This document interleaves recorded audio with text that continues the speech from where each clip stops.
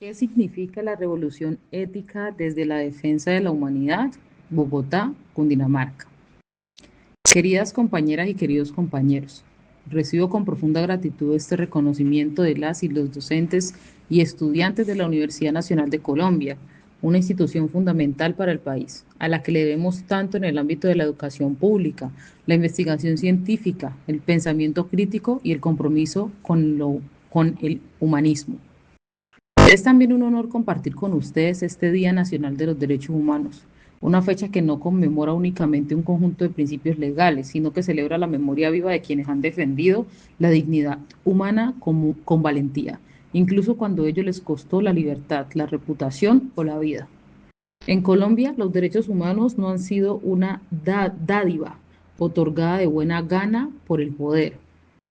Han sido y siguen siendo una conquista, el fruto de luchas sociales persistentes, de movilizaciones pacíficas, de la terquedad de miles de personas que han negado a aceptar la injusticia como un destino inevitable. Con frecuencia, quienes han defendido los derechos humanos han sido injustamente señalados como peligrosos, subversivos o incluso terroristas. Esta estigmatización ha servido de antesala a la violencia. Muchos líderes y lideresas sociales, así como abogadas y abogados comprometidos con la justicia, han sido asesinados tras campañas sistemáticas de desprestigio. Tal fue el caso de Jesús María Valle, abogado y defensor de derechos humanos, asesinado luego de denunciar públicamente al entonces gobernador de Antioquia, Álvaro Uribe Vélez, por su responsabilidad en el respaldo a grupos paramilitares, las empresas Convivir y por alentar la violencia contra comunidades campesinas como las de El Aro y La Granja. Otro ejemplo doloroso fue el del médico Héctor Abad Gómez, asesinado en Medellín, en un contexto de creciente violencia política y de consolidación del narcotráfico, cuando su voz crítica y humanística se alzaba en defensa de los derechos fundamentales y de la vida misma. Gracias a esa resistencia colectiva, los derechos humanos fueron incorporados en nuestra Constitución, integrados al ordenamiento jurídico mediante tratados internacionales ratificados por el Estado y convertidos en leyes que, al menos en el plano formal, hoy nos amparan, aunque con frecuencia se intenten desconocerlos o debilitarlos. Estos instrumentos legales consagran principios democráticos fundamentales. La vida se defiende ante toda forma de violencia. La participación y las libertades son el cimiento de la democracia.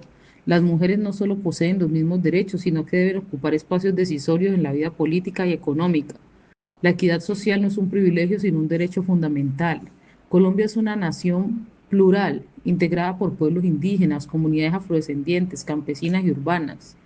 La diversidad sexual no es una amenaza, sino una expresión legítima de nuestra humanidad compartida. La paz es tanto un derecho como un deber.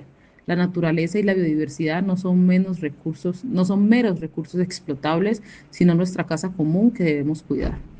Sin embargo, más allá del reconocimiento legal o jurídico, la pregunta es, ¿cuánto de estos principios se ha hecho realidad? La verdad es que en muchos casos siguen siendo apenas formulaciones normativas, promesas no cumplidas. Por eso es necesario afirmar que a lo largo de las últimas 4 décadas, los derechos humanos han tenido una verdadera fuerza transformadora solo cuando han activado el poder constituyente de la sociedad, es decir, cuando han sido movilizados por miles de organizaciones sociales, lideresas y líderes comunitarios, defensoras y defensores del ambiente, del trabajo digno y de la paz. Con su acción pacífica, su desobediencia civil y su compromiso democrático, estas personas y colectivos no solo impulsaron reformas estructurales, sino que abrieron el camino hacia una nueva cultura de derechos, una cultura que no nace desde arriba, sino desde las resistencias, los territorios y las luchas por la dignidad. Una de las tareas más profundas y transformadoras del movimiento de derechos humanos ha sido la lucha de las víctimas de los crímenes contra la humanidad y el genocidio. Estas víctimas cargan sobre sí el peso de lo más atroz que ha conocido la humanidad. Violencias sistemáticas y generalizadas dirigidas contra poblaciones enteras o sectores específicos de ellas.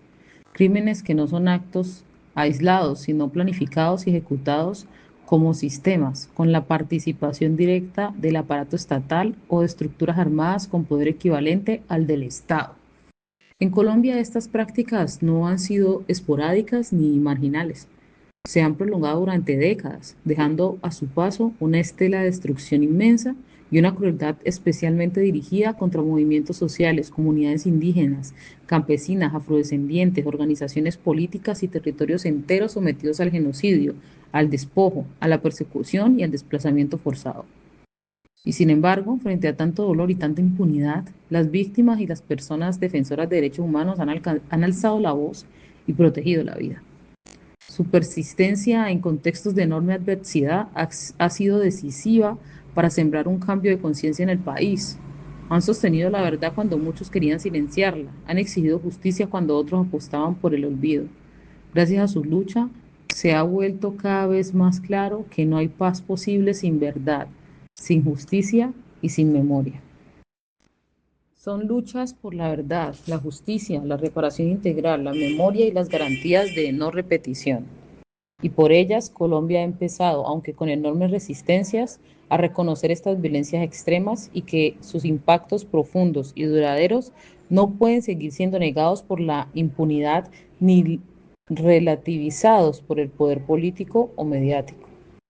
En este movimiento por la verdad y la justicia, la lucha de las mujeres ha sido esencial, especialmente la de madres y hermanas que convirtieron el amor en perseverancia y metódica búsqueda. Las primeras organizaciones en Colombia en esta senda fueron lideradas por mujeres buscadoras de sus familias desaparecidas.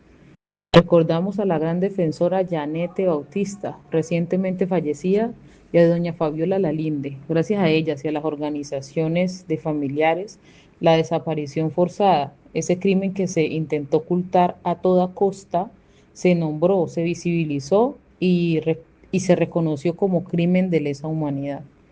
También están las madres de los jóvenes de Soacha, asesinados en los mal llamados falsos positivos. Las madres que buscan a sus seres queridos desaparecidos en la Comuna 13 y sepultados en la Escombrera.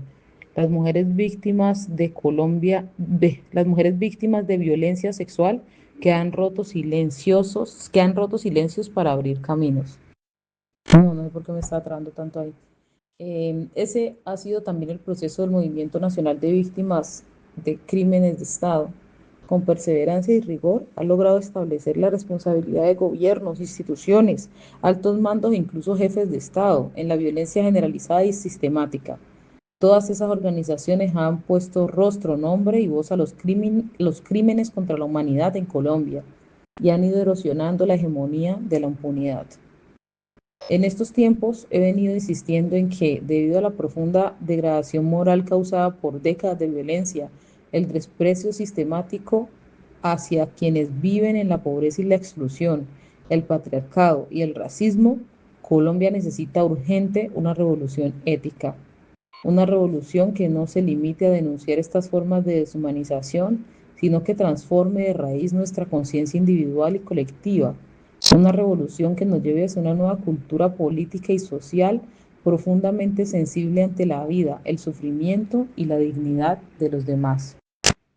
En este contexto, cabe preguntarse, ¿qué papel han jugado y pueden seguir jugando las víctimas de crímenes contra la humanidad y genocidio en esa revolución ética? Toda violencia causa un profundo daño ético en la sociedad, pero cuando se trata de aquella que es una violencia extrema y prolongada por periodos históricos, no hablamos de daño, sino de destrucción de la conciencia moral. El desprecio por la vida, y en particular por la vida humana, abre paso a la deshumanización, que se instala y se normaliza a medida que la violencia extrema se hace sistemática, omnipresente e interminable. Cuanto más extendida y prolongada es la violencia, más se erosiona la conciencia moral colectiva y más profunda se vuelve la deshumanización. Una sociedad violenta no solo destruye cuerpos, destruye también los vínculos, el pensamiento ético y la empatía. Aunque en un comienzo los primeros actos de violencia extrema suelen ser repudiados por sectores de la sociedad y existe capacidad de indignación, a medida que los crímenes se hacen masivos y repetitivos comienza un proceso de olvido y justificación. Se ignoran muchos hechos, se normaliza su existencia y emergen relatos que buscan excusar, relativizar o incluso legitimar lo ocurrido. Se inicia una parálisis moral. La capacidad de reflexión ética se debilita ante la magnitud y duración de la violencia. En la larga duración de un estado de conflicto armado y criminalidad generalizada, como lo examinó la pensadora Hannah Arendt, el mal deja de parecer extraordinario y se vuelve rutinario, normal. Ya no se percibe como una transgresión radical y luego de debilitarse desaparece el pensamiento crítico sobre su gravedad. Eso es lo que luego de tantas décadas de las atrocidades en masa nos ha pasado en Colombia. Frente a este panorama, el poder de la verdad que poseen las víctimas es indispensable. Son ellas quienes, a través de su testimonio, su resistencia y su indignación, nos devuelven la capacidad de sentir, de pensar y de actuar éticamente. Son quienes pueden reactivar la conciencia colectiva, poner en evidencia la verdad silenciada y, sobre todo, recordarnos que la vida humana jamás debe ser negociable. Esa es la semilla de la revolución ética que necesitamos. Una transformación que no solo repudie la deshumanización, sino que también reencuentre el sentido profundo de nuestra humanidad compartida. El poder de la verdad de las víctimas no solo es capaz de derrotar la ignominia de la impunidad, hacer que la sociedad salga del letargo de la banalidad del mal, revivir la existencia de quienes fueron asesinados y desaparecidos, instaurar la memoria de los sufrimientos, pero también de las luchas y conquistas que implicó su sacrificio, desenmascarar a los poderosos determinadores de los peores crímenes, sino que además puede llevar a una nación dividida por décadas de odio y violencia como la nuestra a la reconciliación y la paz.